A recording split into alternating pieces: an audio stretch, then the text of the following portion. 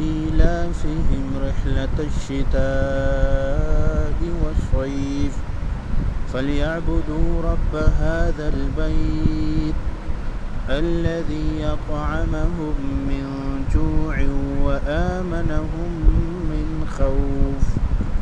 Alright guys, तो मैं आपको फॉर्म पढ़ा रही थी और फॉर्म की बहुत सारी चीज़ें मैं आपको बता चुकी हूँ ऑलरेडी, बहुत सारे इनपुट के टाइप्स बता चुकी हूँ, बट बहुत कुछ है जो अभी रहता है फॉर्म में जानना। अभी ये एक्शन एट्रीब्यूट हमारे किसी काम का नहीं है क्योंकि हम इसको अभी बाद में देखेंगे, ठीक है। तो आपने क्या देखना है यहाँ पे, फर्स्ट मैंने लेबल ऐड किया। अच्छा, आपको मैंने दोनों तरह से लेबल ऐड करना सिखाया है, फॉर आईडी की मदद से भी और नॉर्मली आप लेबल के अंदर जब इनपुट यूज़ करते हो तो उस तरीके से भी, ठीक है। इनपुट टाइप मैंने यहाँ पे कर दी टेक्स्ट, ठीक है। एक चीज़ और होती है इनपुट में, वो क्या होती है, वो ये होती है कि आपने यहाँ पे नेम एट्रीब्यूट का भी यूज़ करना होता है। कल की क्लास में भी मैंने ये चीज़ हाईलाइट करी थी कि नेम एट्रीब्यूट भी बहुत ज़रूरी होता है। वो क्यों होता है, देखिए जब हम डेटा रिसीव करते हैं यूज़र से, यानी कि हम वेबसाइट के ऑनर हैं, जाहिर है आप एज अ डेवलपर अगर किसी क्लाइंट के लिए काम कर रहे हैं तो क्लाइंट जो है उस प्रोजेक्ट का ऑनर होगा। तो उससे तो ये नहीं मालूम कि भाई आपने फॉर्म किस तरीके से बनाया है या इसके कोड में क्या काम हुआ है। उसे बस ये पता है कि मैंने ये फॉर्म ऐड करवाया है अपनी वेबसाइट में, इसमें यूज़र का नेम इनपुट हो सकता है, यूज़र के फादर नेम इनपुट हो सकता है, यूज़र की क्वालिफिकेशन इनपुट हो सकती है, और वो मुझे वैल्यूज रिसीव होगी जब यूज़र उस फॉर्म को सबमिट करेगा। जैसे कि अगर मैं यहाँ पर कहूँ कि ये है यूज़र के लिए इनपुट है नेम, यहाँ पे यूज़र अपना नेम टाइप कर सके। एक और इनपुट में से वो रेप्लिकेट कर देती हूँ, ठीक है। कंप्लीट सिलेक्ट करके alter shift and down arrow की रेप्लिकेट में 3 टाइम्स इसको कर रही हूँ। जैसे कि यहाँ पर है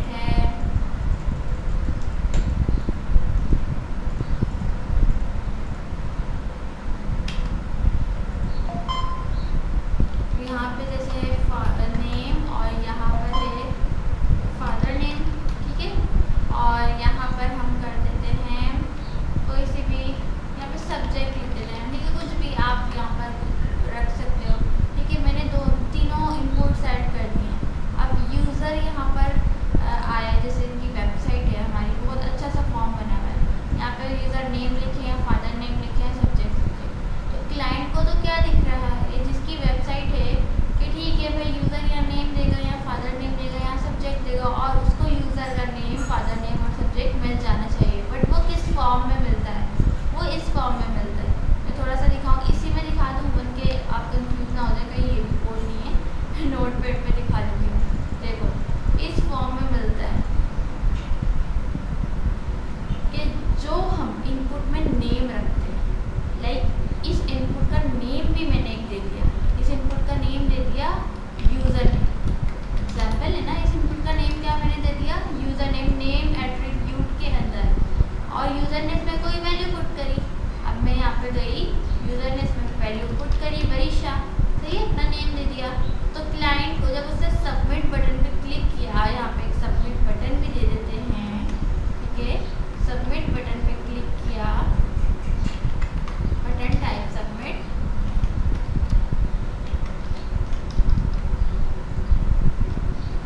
और यहाँ बीच में वैल्यू नहीं मैंने सबमिट, ठीक है जी। तो यहाँ पे मैंने नेम लिखा अपना और यहाँ पे कर दिया सबमिट। एग्जाम्पल है ना, अभी हमने बताया नहीं वो ईमेल हो या डेटाबेस पे स्टोर हो, वो तो हमें बाद में सेट करना है। फिलहाल समझ लो, इमेजिन कर लो, डेटा सबमिट हो गया है।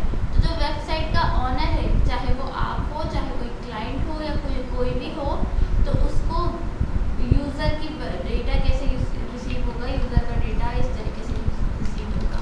यूज़र नेम, ठीक है, is equals to user name, और यहाँ पर आपका क्या सबमिट होगा, इस तरीके से, ठीक है। तो यानी कि की वैल्यू पेयर्स में रिसीव हो रहा है, इस तरीके से रिसीव हो जाता है। तो इस फॉर्म में रिसीव हुआ है, लाइक ये वो चीज़ थी जो हमने फॉर्म के अंदर नेम एट्रीब्यूट में प्रोवाइड करी। समझ आया आपको, ये वो चीज़ थी जो हमने फॉर्म एट्रीब्यूट में यहाँ पे फॉर्म में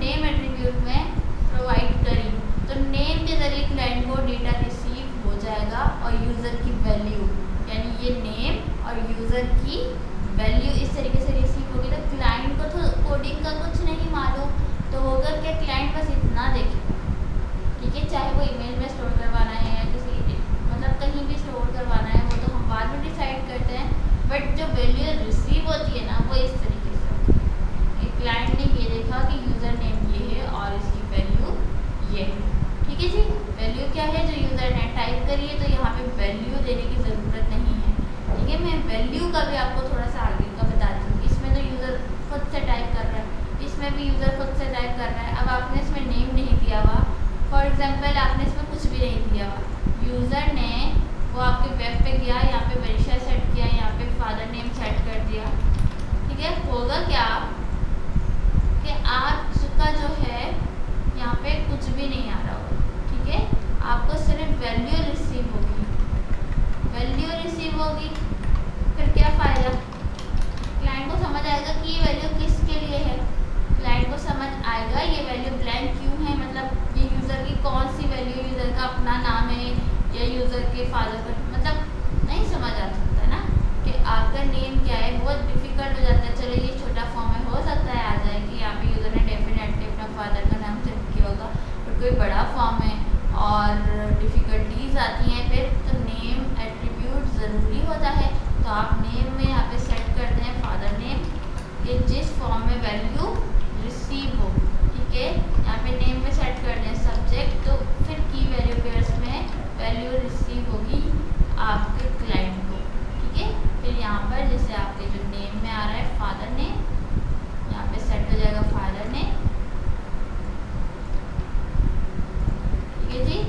और यहाँ पर सेट हो जाएगा सब्जेक्ट, और वैल्यू क्या है, वैल्यू वही है जो यूज़र ने टाइप करी है, ठीक है। यूज़र ने जो टाइप करी है वो क्या है, वैल्यू है।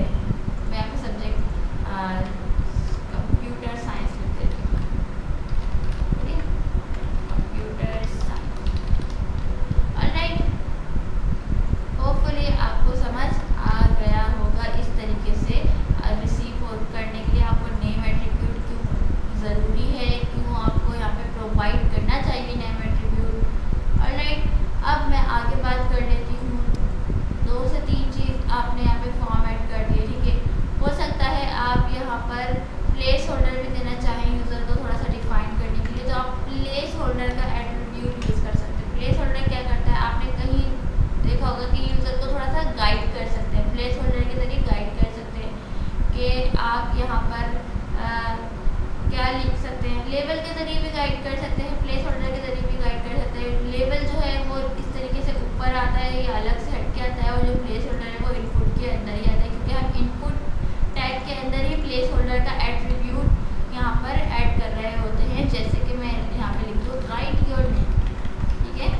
राइट योर नेम अगर मैंने लिख दिया तो ये देखो इस तरीके से आपने देखा होगा किसी फॉर्म में, तो जब आप लिखना स्टार्ट करते हो तो वो खुद से ही हट जाता है, यानी प्लेस होल्डर जस्ट गाइड करने के लिए होता है। आप नेम में भी लिख सकते हो कम्प्लीटली, जाहिर सी बात है राइट योर नेम लिख सकते हो। अभी तो ये टेक्स्ट का साइज़ काफ़ी बड़ा लग रहा है, छोटा करेंगे तो ये अच्छा ही लगेगा। राइट योर नेम आप लिख सकते हो, और यहाँ पे कोई नेम एग्जाम्पल के लिए कोई नेम दे सकते हो कि भाई इस तरीके का कोई नेम लिखो, है ना।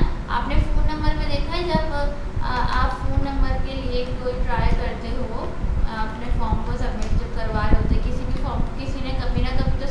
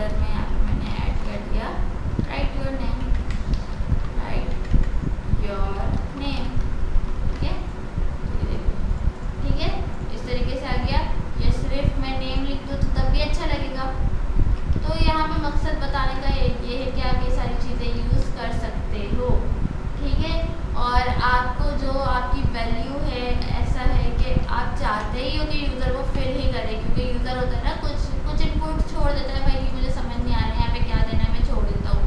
चाहिए तो अगर आप चाहते ही हो यूज़र वो फिल करे तो उसके लिए आप क्या करते हो, उसके लिए एक और एट्रीब्यूट का यूज़ करते हो। रुक जाओ मैं यहाँ पे थोड़ा सा सेट कर दूँ चीज़ों को, फादर नेम, ताकि आपको कन्फ्यूजन ना हो कुछ भी कि क्या चल रहा है यहाँ पर। सही है, तो ये यहाँ पर ये है, इसे इनपुट करनी है और जो वैल्यू होगी वो यूज़र को टाइप करेगा तो वैल्यू आपको रिसीव हो जाएगी। मैं बार बार आपको बता रही हूँ। तो आप एक और एट्रीब्यूट का यूज़ करते हो जिसकी कोई वैल्यू नहीं होती, वो है रिक्वायर्ड। ठीक है, रिक्वायर्ड एट्रीब्यूट का आप यहाँ पर यूज़ कर रहे होते हो। वो काम क्या करता है, वो ये काम करता है कि आपका जो है ये चीज़ जो है ना रिक्वायर्ड हो जाती है। लाइक ये फॉर्म आपको फिल करना ही करना है, रिक्वायर्ड है, लाजमी है। क्या लाजमी है, वरीशा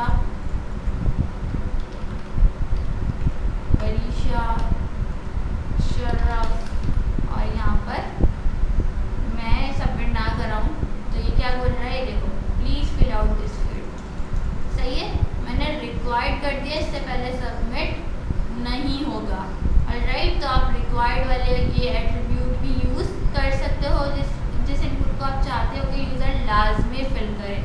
ठीक है जी, तो ये होते हैं। अब कुछ और इनपुट्स के बारे में हम पढ़ लेते हैं। लाइक जैसे कि कंट्री सिलेक्शन के लिए भी कहा गया है कि कंट्री सिलेक्शन होती है, बहुत सारी चीज़ें होती हैं, जैसे कि आप लेबल बना लो एक। ठीक है, अब आ जाते हैं हम और टाइप्स पढ़ते हैं। लेबल बना लो, कल जितनी पढ़ी थी वो भी याद रखना, नोट्स बना लेना और उसकी प्रैक्टिस बहुत अच्छी करना। देखो फॉर्म बहुत इंपॉर्टेंट पार्ट है, मैं बार बार कह रही हूँ, फॉर्म बहुत इम्पॉर्टेंट होता है। ठीक है जी, अब मैंने लेबल बना लिया यहाँ पर और मैंने यहाँ पे एक लेबल दे दिया कंट्री। अब क्या करना है, मैं यहाँ पर एक टैग का यूज़ करूँगी। कौन सा टैग का, सिलेक्ट।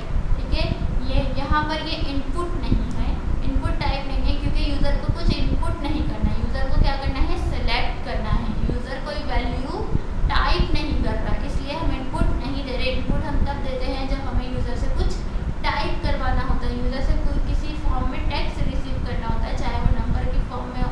नंबर भी एक कंटेंट है, यूज़र से कोई वैल्यू रिसीव करनी होती है टेक्स्ट की फॉर्म में, नंबर्स की फॉर्म में, तो हम इनपुट प्रोवाइड करते हैं। वरना कोई सिलेक्शन सिलेक्शन वगैरह के लिए अलग से टैग्स यूज़ होते हैं। तो मैंने लेबल बनाया, लेबल के अंदर इनपुट नहीं दिया, सिलेक्ट दिया है। ठीक है, और सिलेक्ट टैग ओपन हो रहा है, क्लोज हो रहा है, और उसके ओपन होने और क्लोज होने से पहले, ओपन होने के बाद क्लोज होने से पहले आपको ऑप्शन एट्रीब्यूट भी देना है, ऑप्शन टैग भी देना है। अब ऑप्शन टैग देना है, जैसे कि आप लिस्ट बनाते हो, URL देते हो, फिर li देते हो, सेम इसी तरीके से सिलेक्ट के बाद आपने ऑप्शन देना है और सारे ऑप्शंस इस ऑप्शन टैग के अंदर लिखने हैं एक एक करके। जैसे कि कंट्री है, कंट्री में जैसे कि मैं यहाँ पे लिख दूँ पाकिस्तान। ठीक है, तो नेक्स्ट जैसे li बार बार आपको ऐड करना होता है ना, हर लिस्ट पे आपको li ऐड करना होता है, इसी तरीके से आप ऑप्शन यूज़ करते हो। सेलेक्ट आपने ओपन किया, क्लोज किया, इसको URL की तरह इमेजिन कर लो और इसको li की तरह इमेजिन कर लो। ठीक है जी, पाकिस्तान, और यहाँ पर है हमारे पास UK, कुछ भी लिख दो, कोई भी जहन में आए, यहाँ पे ऑप्शन दे देना। ठीक है, ऑप्शन, और यहाँ पर मैंने लिख दिया लाइक बांग्लादेश। ठीक है जी, मैंने यहाँ पे कंट्री सिलेक्शन के लिए एक कंट्री का लेबल बनाया है और सिलेक्ट टैग का यूज़ करके ऑप्शन टैग का यूज़ किया, जिसमें अपने ऑप्शन प्रोवाइड किए हैं। ठीक है, और ये है यूज़र की वैल्यू, ये बनेगी यूज़र की वैल्यू। यूज़र कोई टाइप नहीं कर रहा, यूज़र इसी में से किसी एक चीज़ को सिलेक्ट करेगा तो वही होगी वैल्यू। इसी वजह से हम वैल्यू एट्रीब्यूट का यहाँ यूज़ करेंगे, ताकि हमने ये वाला कंटेंट तो फ्रंट एंड में यूज़र को दिखाने के लिए किया है, लेकिन हमें जो रिसीव होगा वो हमें ये होगा। समझ रहे हो, कोई कन्फ्यूजन तो नहीं हुई?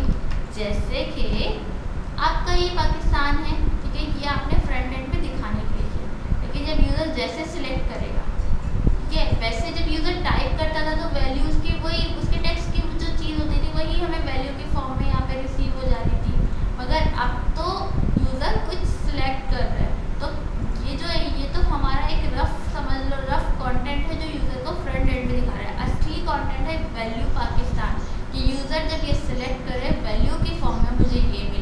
और नेम आपने देना है यहाँ पर दे दो, ठीक है। नेम आप यहाँ पर दे दो कंट्री, ठीक है। और वैल्यू आप यहाँ पे तीनों को एक वैल्यू दोगे, ऑप्शन टैग ओपन हो रहा है, तीनों को एक वैल्यू दे दो, वही वैल्यू जो आपने वहाँ पे कंटेंट प्रोवाइड किया है यूज़र को दिखाने के लिए, फ्रंट एंड के लिए, और आपका पीछे जो काम चल रहा है वो इस वैल्यू एट्रीब्यूट से चलेगा। अब मुझे गौर से थोड़ा सा समझना कि मैंने वही सेम वैल्यू प्रोवाइड करी है जो मैंने फ्रंट एंड पे यूज़र को दिखाने के लिए प्रोवाइड करी है। जब यूज़र बांग्लादेश सेलेक्ट करे, एग्जाम्पल है, चलो पाकिस्तान सेलेक्ट करे, इसका पी कैपिटल इसका नहीं है, तो मुझे ये वाली वैल्यू रिसीव होगी, ये नहीं होगी, ठीक है। और नेम कंट्री इस तरीके से रिसीव होगी। यूज़र ने यहाँ पर आके पाकिस्तान सेलेक्ट कर लिया, होगा क्या, मुझे इस तरीके की वैल्यू रिसीव होगी।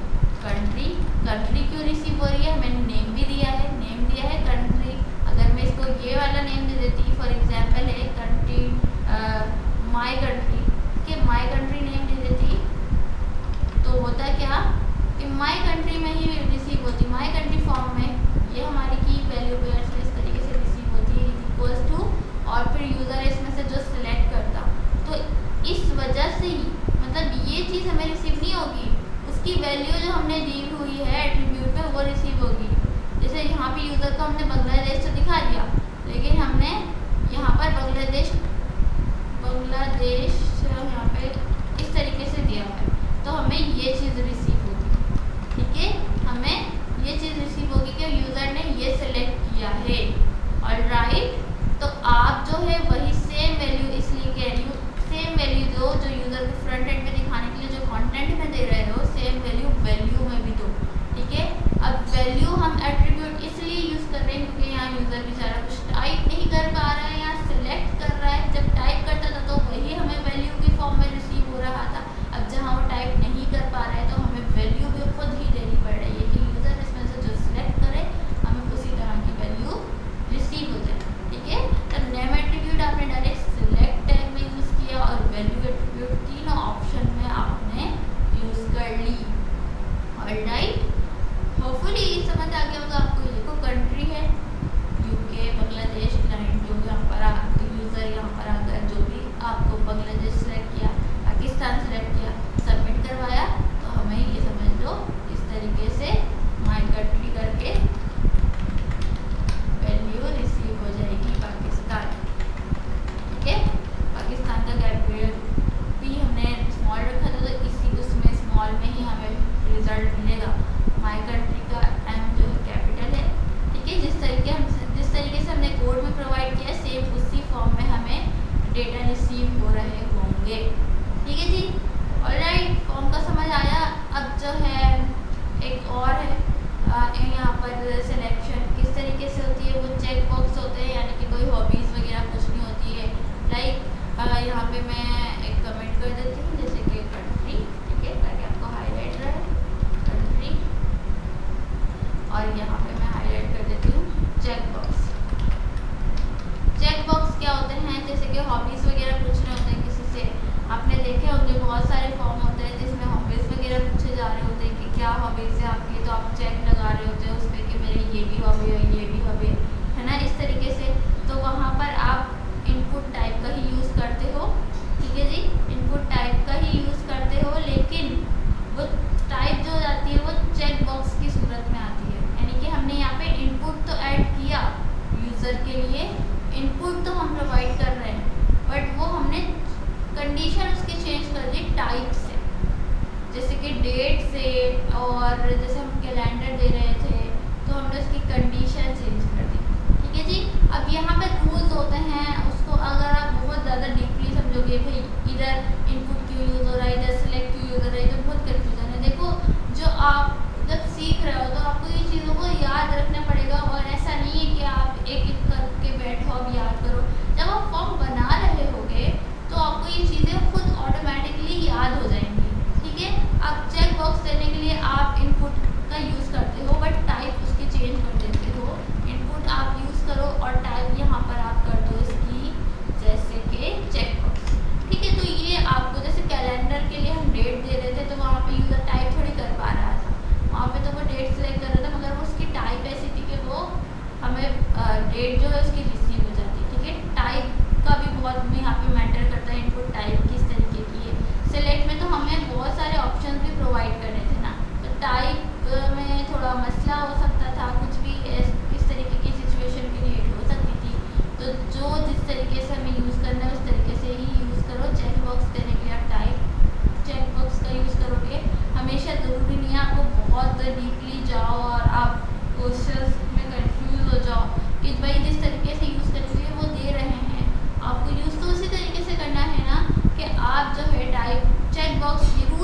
आपको रूल्स फॉलो करने हैं। टाइप चेकबॉक्स आप करेंगे और यहाँ पर आप जो है जैसे कि नेम में इसको दे देती हूँ, नेम क्या देंगे, हॉबीज, ठीक है। Input type checkbox name hobbies, और जाहिर है यूज़र की कोई यूज़र इसमें टाइप नहीं कर सकता। क्यों नहीं कर सकता? क्योंकि टाइप चेकबॉक्स वो चेक लगा सकता है। वैल्यू हमने यहाँ प्रोवाइड कर दी, वैल्यू हमें खुद देनी पड़ेगी। क्यों? क्योंकि यूज़र वैल्यू कैसे देगा? यूज़र तो सिर्फ चेक लगा सकता है। तो वैल्यू मैंने यहाँ पे दे दी रीडिंग, वैल्यू क्या दे दी? रीडिंग। और ये लेबल बनाया है तो लेबल के सामने इधर कंटेंट दिखाने के लिए यूज़र को रीडिंग सिलेक्ट यहाँ पे लिख दो। जब यूज़र रीडिंग को चेक लगाएगा तो हमें इसमें रिसीव होगी ये वैल्यू है, ये hobby is equals to reading receive होगी। नेम और वैल्यू का तो आपको समझ आ गया होगा। तो यहाँ पे आगे देखो, ये देखो रीडिंग, ठीक है। मैं बी आर टैग दे देती हूँ ताकि कंफ्यूजन यहाँ से खत्म हो जाए। बी आर, ठीक है। तो आप यहाँ पे देखो, इसको भी बी आर करती हूँ, बी आर, ये डबल बी आर में इसलिए ऐड कर रही हूँ ताकि डबल लाइन ब्रेक हो जाए। ओके, रीडिंग अभी एक ही दिया है। अब मैं इसको अगर समझ लो रेप्लिकेट कर दूँ चेकबॉक्स के तौर पे, इसको इस तरीके से, है ना, हम इस तरीके से कर सकते हैं, राइट। तो हम यहाँ पे कुछ और कर सकते हैं, जैसे कि क्या कर सकते हैं, हम स्पोर्ट्स कर सकते हैं। किसी को स्पोर्ट्स पसंद है, किसी को म्यूज़िक पसंद है, ठीक है। तो आप वहाँ पे उसकी वैल्यू चेंज करते जाओ ताकि यूज़र जो सिलेक्ट करें हमें उसी वैल्यू में वो वैल्यू रिसीव हो जाए। म्यूज़िक, नेम हम सेम रखेंगे, हॉबीज़ तो है ना, हॉबीज़ में ही रिसीव हो कि जो भी हॉबी यूज़र इसमें से सिलेक्ट करें हमें वही हॉबीज़ रिसीव हो। तो नेम हमने इसका क्या रखा है, सेम ही रखा है, इसका नेम चेंज थोड़ी करेंगे हम, नेम तो हमारा सेम है। वैल्यू हमारी चेंज होगी क्योंकि तीनों वैल्यू चेंज है, ठीक है। देखो अब यूज़र इसमें से कोई भी सिलेक्ट करे, लाइक म्यूज़िक भी सिलेक्ट कर ले, स्पोर्ट भी सिलेक्ट कर ले, सबमिट भी सिलेक्ट कर ले। तो फॉर एग्जांपल अगर तीनों सिलेक्ट कर लिया तो हमें वैल्यू कैसे रिसीव हो रही है? आप यहाँ पर आए और आपको वैल्यू इस तरीके से रिसीव होगी कि पहले तो आपका नेम आएगा, नेम क्या है, हॉबीज़, ठीक है, हॉबीज़, और इज इक्वल्स टू, और वैल्यू क्या है, स्पोर्ट्स, ठीक है। फिर देखा hobbies is equals to, user ने क्या ली है, म्यूज़िक भी ली है, ठीक है। तो आपको इस फॉर्म में वैल्यू रिसीव हो रही होगी, वो थोड़ा सा घिच पिच हो जाती है बट समझ आ रहा होता है क्योंकि हमारे बैकएंड का जो डेटा होता है ना वो थोड़ा घिच पिच वाला होता है, ऐसा नहीं होता बहुत क्लीन नीट एंड क्लीन वाला नहीं होता, ठीक है जी। तो बैकएंड में काम करना थोड़ा मुश्किल भी होता है। ये बैकएंड नहीं समझोगे तो बहुत बेसिक सी चीज़ें, बैकएंड तो बहुत ही अलग होता है एक तरह से, लेकिन बस मैं ये वर्ड यूज़ कर रही हूँ कि हमारे बैक पे ही वर्क चल रहा है ना, ठीक है। ओके जी, स्पोर्ट्स, म्यूजिक, सबमिट, ठीक है। हमने चेकबॉक्स दे दिया है यूज़र को, और ऑप्शनल वाली चीज़ें भी दे सकते हैं। या तो ये अभी इसमें स्पोर्ट्स, म्यूजिक, सबमिट तीनों चेक कर सकता है यूज़र, मगर हम ऐसा भी कुछ दे सकते हैं कि जैसे तीन ऑप्शन दिए हैं तो तीनों में से कोई एक ही सेलेक्ट करें।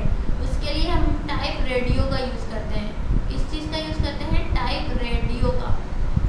फिर से करें या फिर कल की क्लास में करवाऊँ, एक कर ही देते हैं, प्रैक्टिस कर लेना, ठीक है। लेबल मैंने ऐड किया और मैंने यहाँ पर फॉर एग्जांपल जेंडर आपको एक ही सिलेक्ट कर सकते हो, मेल या फीमेल, ठीक है जी। तो आपने यहाँ पर आके कहा जैसे कि मैं जेंडर में आती हूँ, और इनपुट इसकी टाइप होगी रेडियो। ऑप्शनल वाला जो आपने देना होता है ना यूज़र को कि यूज़र एक ही सिलेक्ट कर सके। जब यूज़र मल्टीपल आपको सिलेक्ट करवाना है, आप चेकबॉक्स देते हो, जब आप ऑप्शनल वाली चीज़ रखना चाहते हो दोनों का नेम सेम कर दो। जैसे कि मैं यहाँ पे जेंडर सिलेक्ट, तो यूज़र जेंडर ही करेगा ना, इनपुट रेडियो नेम जेंडर, ठीक है। तो क्या होगा कि आप यहाँ पर वैल्यू भी दे सकते हो, वैल्यू क्या है, मेल, और दूसरी की वैल्यू क्या है, फीमेल, ठीक है। दोनों में से कोई एक ही वैल्यू यूज़र सेलेक्ट कर सकता है। और यहाँ पर आप जो हैं क्या कहते हैं, मेल या फीमेल राइट कर दो इस तरीके से, मेल और फीमेल में इसके आगे लगा रही हूँ, मेल और फीमेल, ठीक है। तो एक इनपुट के साथ मेल लगा रही है, फिर दोबारा इनपुट ऐड किया है फीमेल के लिए और फीमेल लगा दिया, ये